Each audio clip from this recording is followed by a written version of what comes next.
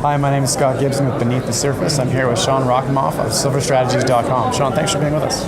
Thanks for having me, Scott. Now, I wanted to talk to you a little bit about the various stages that the exploration companies go through in terms of early stage exploration, grassroots, resource drilling, drilling off a resource, and then pre-development, and then production. You've sort of commented on and followed those companies at various different stages, but in the market right now, what are you focusing on? What's your main strategy? Given the environment we're in, where the majority of companies are off, say the hires, more than 50%, and probably about half of them are off 70, 80, even 90%. And the investment climate being very risk averse, I would suggest for the time being you want to just stick with the producers, that they have cash flow and they don't depend on the market to raise funds to survive. So based on that, I think investors should be looking at producers now for two reasons. One, they've hung in better and they have a better chance of survival of this downturn. And two, they have cash flow, they don't need to dilute, and in some cases they're making advances actually to improve their financial performance with increased production and new mines and things like that. Now, what are some of the companies that are in production that you're following in your publication or mentioning on your website? I guess the larger company and I guess the top performer or pick would be First Majestic. Probably Fortuna Silver has made a very important discovery recently, and they've just concluded their expansion, so they should see a jump in production into next year. And more importantly, significant reduction in costs because now they've completed the capital expenditures on the expansion. So we should see some better margins and better bottom line from Fortuna.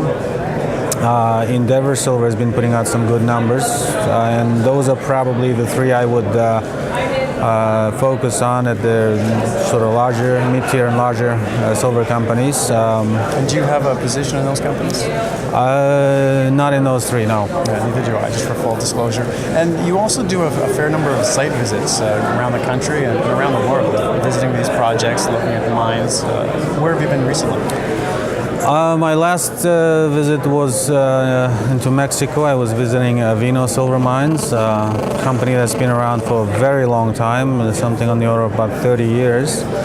But in this cycle, they have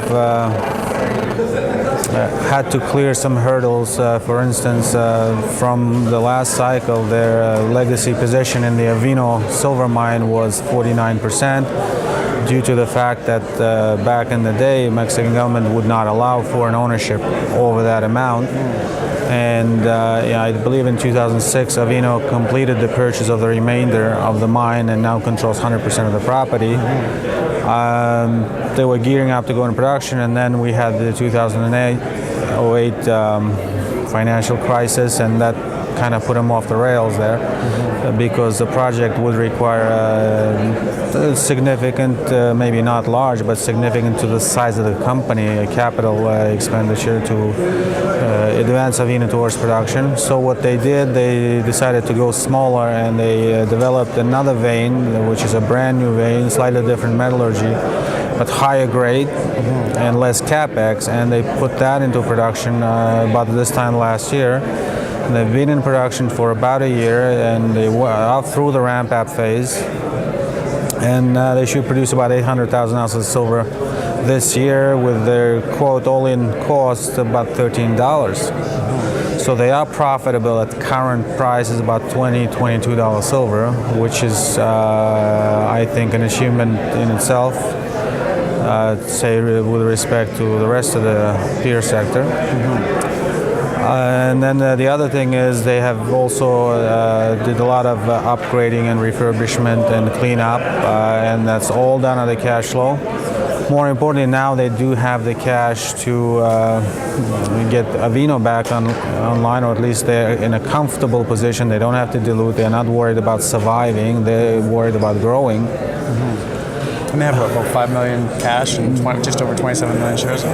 Yes, those are the numbers. As far as I recall, I was visiting them about 3 weeks ago.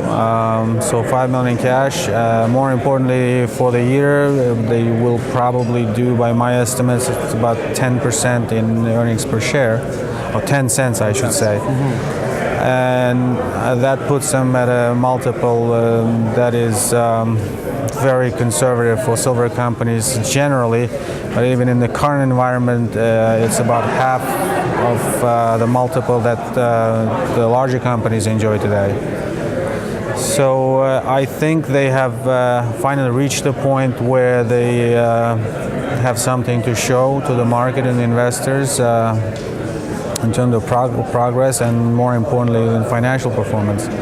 So I expect them to do well, and then again, they also have organic growth from their larger mine that they're planning to bring online sometime in the first half of next year, and that should boost their production. And in the meantime, they also have organic growth from the current operation. So combined between the two, by 2015, they should be producing 2.5 million ounces, where going back a year ago, they were producing none. And again, with 27 million shares, I think the effect on the share price should be significant. Not one that I currently own, just for full disclosure. Neither do I. But I will be looking into it more. It sounds like a very interesting opportunity. I am planning to buy myself. Nice. Well, thanks very much for being with us, Sean. Appreciate your time. Thanks, Scott. Take care. And again, my name is Scott Gibson with Beneath the Surface. This is Sean Rakhimov of silverstrategies.com. Thanks for being with us.